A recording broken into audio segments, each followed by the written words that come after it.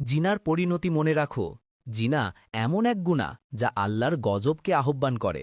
এটি হৃদয়কে মৃত করে দেয়, বিবেককে সংবেদনহীন করে ফেলে এবং আত্মাকে অন্ধকারাচ্ছন্ন করে তোলে।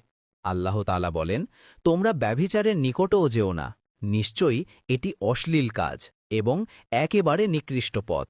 সূরা আল ইসরা ৩২। আজ আমরা এমন কিছু পদ্ধতি জানব যার মাধ্যমে জিনার মতো ভয়ঙ্কর গুনাহ থেকে আমরা নিজেদের হেফাজত রাখতে পারব। ১. আল্লাহর ভয় বা তাকওয়া অন্তরে জাগাও। সব সময় মনে রেখো, আল্লাহ আমাদের প্রত্যেক কাজ দেখেন, প্রত্যেক চিন্তা জানেন। যে আল্লাহকে ভয় করে সে কখনো জিনার পথে যেতে পারে না।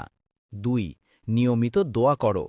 সব সময় আল্লাহর কাছে প্রার্থনা করো, হে আল্লাহ, আমাকে এই ফিতনা থেকে হেফাজত করুন। আর রসুল শিখিয়েছেন, রব্বি জাআলনি মুকিমাস-সালাতি ওয়া মিন যুররিয়াতি। হে আমার প্রভু, আমাকে ও আমার সন্তানদের নামাজ কায়েমকারী করুন। সূরা ইব্রাহিম ১৪:৪০। ৩. হারাম চিন্তা থেকেও দূরে থাকো।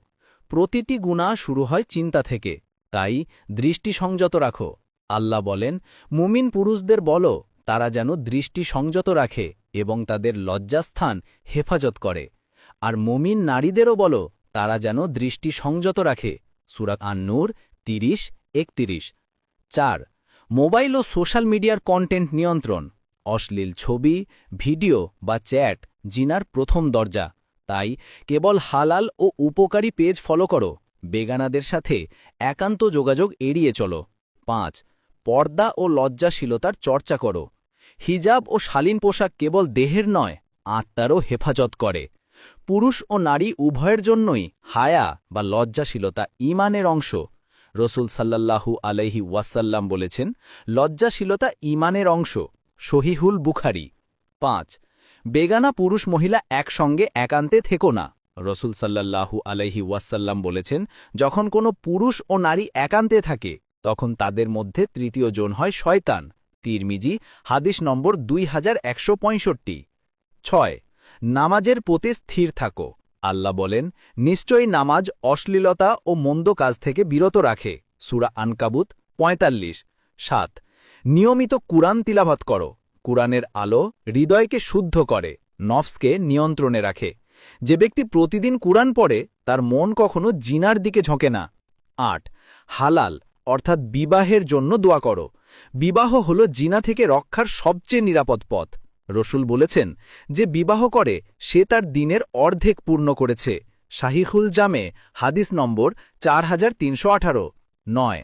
আত্মিক চিকিৎসা, রুকিয়া, ইস্তেগফার করা। কখনো জিনার প্রবণতা জিন বা জাদুর প্রভাবে আসে, তাই বেশি বেশি ইস্তেগফার করো। আয়াতুল কুরসি, সূরা ফালাক, সূরা নাস পড়ো। রুকিয়ার মাধ্যমে আত্মাকে পরিশুদ্ধ রাখো। ১০. নিজের পরিবেশ পরিবর্তন করো। যে বন্ধু বা পরিবেশ তোমাকে হারামের দিকে টানে তার থেকে সরে যাও, নেক সঙ্গ বেছে নাও। যদি কোনো হারাম সম্পর্কে থেকেও থাকো, আজই তওবা করে সে পথ ছেড়ে দাও। আল্লাহ বলেন, হে আমার বান্দারা, যারা নিজেদের প্রতি জুলুম করেছ, তোমরা আল্লাহর রহমত থেকে নিরাশ হও না। নিশ্চয় আল্লাহ সব গুনাহ মাফ করে দেন। সূরা জুম্মার ৫৩। যে আল্লাহর জন্য জিনা ত্যাগ করবে, আল্লাহ তার হৃদয়ে জীবনে বরকত ও